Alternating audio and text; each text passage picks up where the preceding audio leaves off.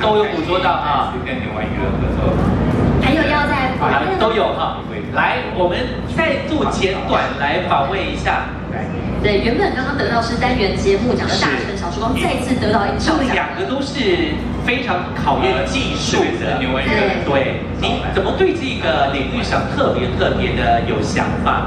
而且你看评审都喜欢你的作品，是不是？特别跟大家讲一下。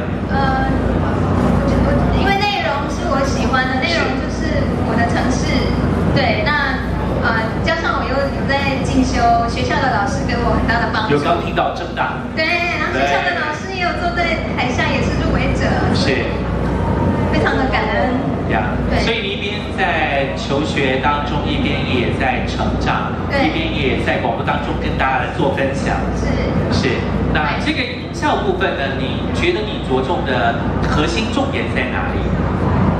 就是如同我刚刚分享的，我是以声音作为主题，反过来去找适合发挥这个声音特质的内容。哦，我是反向操作，因为我想要凸显好听的声音，那我就去找适合它的内容来呈现这个。去呈现它。对，我是。所以是为声音量身打造。对。嗨呀，强，很棒的方法耶，厉害。对，是为声音量身打造的广播节目。没有错，所以相信未来应该有更多的机会，透过你的方式，让广播变得更有声音感，更有画面感。